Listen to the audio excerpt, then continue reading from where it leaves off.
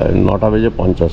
প্রিয় বন্ধুরা, আজ 15ই আগস্ট 2025, ভারতবর্ষের 79তম স্বাধীনতা দিবসে তোমাদের জানাই শুভেচ্ছা। আজকের ব্লগটা একটু অন্যরকম। পিকচার কোয়ালিটি কিরকম আসছে, একদম অরিজিনাল যা আছে তাই। আকাশটা দেখো আর চারিদিক দৃশ্যাবলী দেখো। এসে গেছি আমরা কৃষ্ণপুরম, মানে কেষ্টপুর, সেই খাল, সেই ব্রিজ। এইখানেই গত 13 তারিখ একটা খুব কম বয়সী ডেলিভারি বয় এই ব্রিজের ওপরেই অগ্নিদগ্ধ হয়ে মারা গেছে সবার চোখের সামনে। আগের ব্লগে তোমাদের জানিয়েছি জাতীয় পতাকা নিয়ে বাইকে কি সুন্দর যাচ্ছেন। স্বাধীনতা দিবসে আমরা ছিলাম কৃষ্ণপুরমে, কেষ্টপুরে। 16 আগস্ট বেরোচ্ছি বর্ধমানের উদ্দেশ্যে। তার আগে ক্যামেরা সমস্ত দেখিয়ে নিচ্ছি। আজকে হেলমেটে কিন্তু ক্যামেরা রাখছি না, সামনের হ্যান্ডেলে ক্যামেরা থাকবে, বেশ ভালো দেখা যায়। সেই সবগুলো আগে ঠিক করে নিচ্ছি। ঠিক 9:15 আমরা কেষ্টপুর থেকে স্টার্ট করেছি। আচ্ছা, কৃষ্ণপুরম বারবার বলছি কেন জানি না, ওই সাউথে গিয়ে এইরকম টানটা দেখে না, বলে দিচ্ছি, প্লিজ কিছু মনে করো না। এটা কেষ্টপুর থেকে আমরা বেরিয়ে যাচ্ছি, সামনেই ভিআইপি রোডে পড়বো। যে নজরুল ইসলাম সরণি বলছে, ফ্লাইওভারটা ধরতে হবে। বাঁ দিকে ঘুরে কিভাবে ধরবো চলো দেখাই।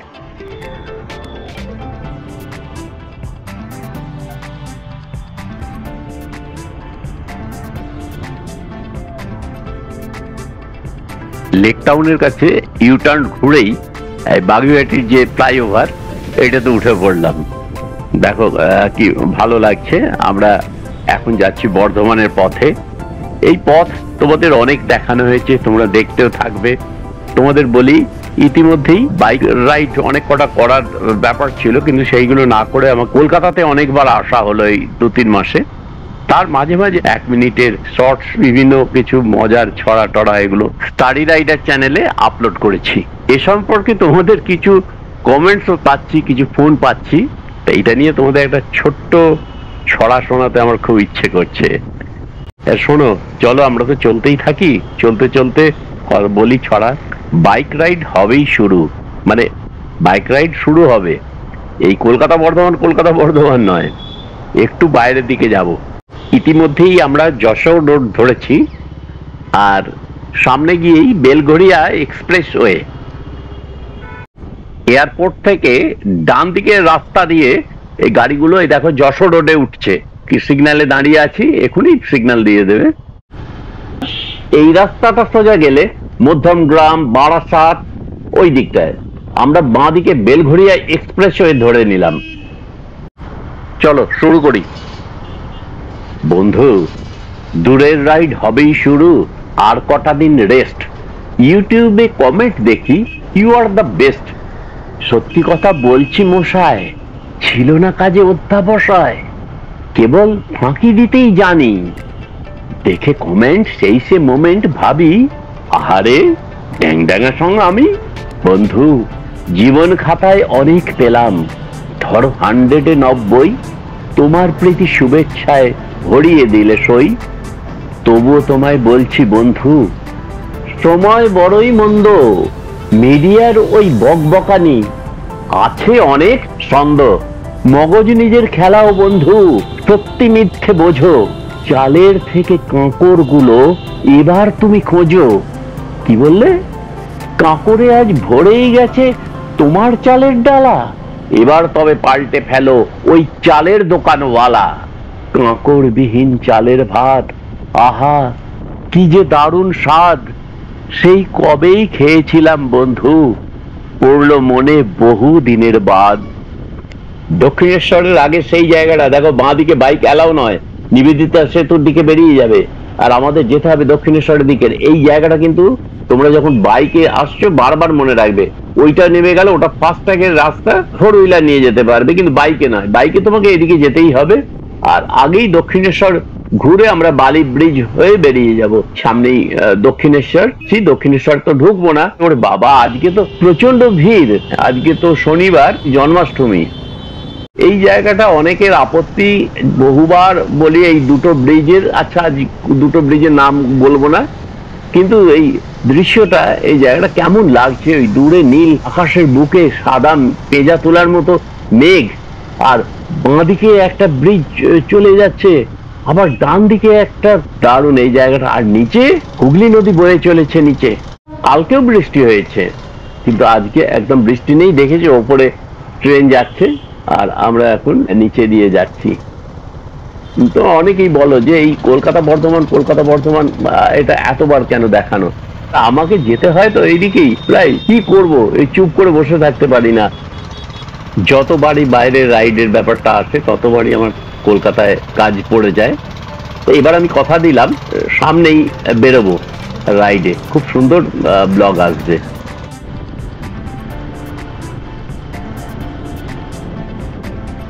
তোমাদের আগের ব্লগগুলোতেই বলেছি, বুঝতেই পারছো আমরা এখন ডানকুনি উত্তরপাড়া এর উপর দিয়ে পেরিয়ে যাচ্ছি। আগে যেমন এখানে প্রচন্ড ভিড় হতো, এখন টানা বেরিয়ে যাব একেবারে ডানকুনি টোল প্লাজায়। টোল প্লাজারও আবার একটা ব্যাপার আছে, এই যে পেরিয়ে গেলাম আপ ডাউন দুটো আলাদা আলাদা টোল প্লাজা। মানে আগে একটা লাইনের ওপরে থাকতো, আপে এবং ডাউনের গাড়ি সব এইভাবে যাবে। একটা পেরিয়ে গেলাম, ওই দেখো সামনে একটা আসছে, তাই এখানেও আমরা বাঁ দিক দিয়ে পেরিয়ে যাব। আর একবার ইন্ডিয়ান অয়েলের একটা পেট্রোল পাম্প দেখতে হবে বাঁ দিকে, পেট্রোলটা ভরিয়ে নেওয়ার দরকার আছে। বর্ধমান এখান থেকে ঠিক 70 কিলোমিটার, আর এটা এইচপির পেট্রোল পাম্প। কি ও বাবা, এখানে তো অর্ডিনারি পেট্রোলটা পাওয়া যাবে না। কিছুক্ষণ ধরেই লক্ষ্য করছি মিটারে একটা রেঞ্জের ছবি আসছে। আমার সার্ভিসিং খুব তাড়াতাড়ি টাইম এসে গেছে, ওই জন্য কিভাবে ওটা অফ করতে হয় সেটাও শিখে নিলাম। তো আমরা যাই হোক, ওখানে পেট্রোল নিলাম না, এখানে একটু চায়ের দোকানে চা খেয়ে নিতে হবে। ওই লরির ছায়ায় কেউ আশ্রয় নিয়েছে, চলো একটু চাটা খাই, তারপরে দেখা যাবে পেট্রোলটা ভরবো। আপাতত সার্ভিস রোড দিয়ে যাচ্ছি, একটু প্রায় 2.5-3 কিলোমিটার দূরেই ইন্ডিয়ান অয়েলের একটা পেট্রোল পাম্প পেয়ে যাব। আর অপূর্ব লাগছে না এই জায়গাটা, ডান দিকে হাইওয়ে বেরিয়ে যাচ্ছে আর আমরা নিচে দিয়ে যাচ্ছি। আর এই যে সামনেই দেখো, এই ক্রসিং এর জন্য মোটরসাইকেল, সাইকেল ইত্যাদি, এই যে জায়গাটা, এটাতে আমার খুব ইচ্ছে ছিল একবার উঠে ওপার থেকে ঘুরে আবার চলে আসা। পাহাড়ে না যেতে পারলাম, এতে উঠে কিছুটা পাহাড়ে ওঠার ইচ্ছাটা তো পূরণ হতো। সহযাত্রী নেই, সেটা বারণ করলেন, যেতে পারলাম না। পেট্রোল পাম্পে চলে এলাম, টোটাল কিলোমিটার 9916.2 আর 640 টাকার পেট্রোল ভরলাম।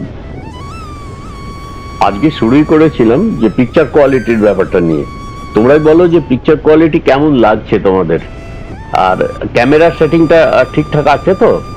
আর সামনেই দেখতে পাচ্ছি সিঙ্গুরের ব্রিজটা, যেটা বাঁদিকে যে হুগলির তারকেশ্বর।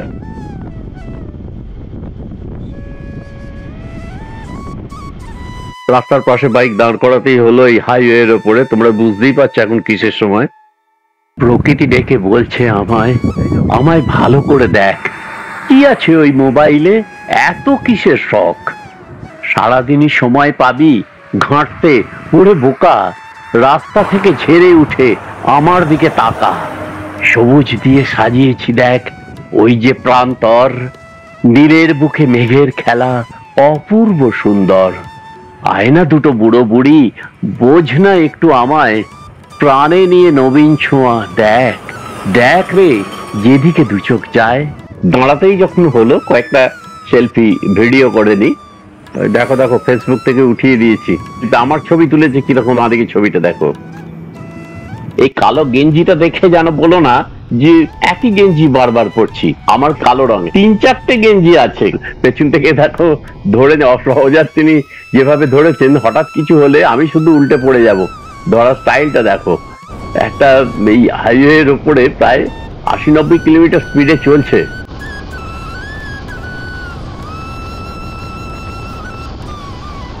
প্রায় 100 কাঁটা ছুঁই ছুঁই।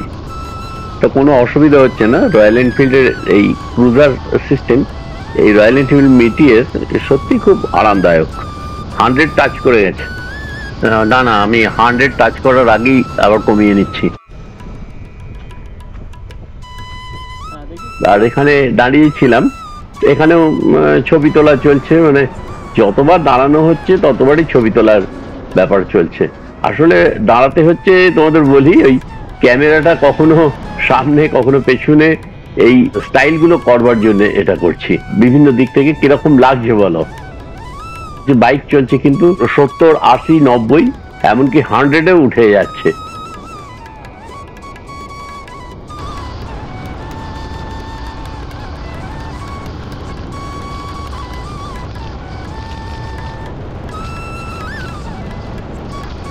100-এ এই বাইক চালানো উচিত নয়, আমি ওই জন্যই ওটা 100 উঠলেই ওটা কমিয়ে নিচ্ছি 90, 80, 70-এ। আরো একটা কথা বলা হয়নি, যে আজকে যে হেলমেটটা পরেছি এটা কিন্তু এক্সারেটটা নয়, এটা স্টার্টস।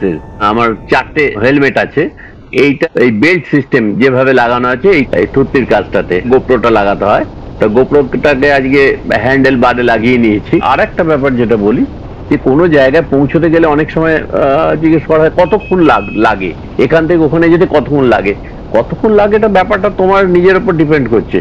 কিন্তু এই বাইকে যাবে তুমি কমফর্ট যাবে। আমি বলবো তোমাদের 60 থেকে 80-র মধ্যে স্পিডটা রাখা সব থেকে ভালো।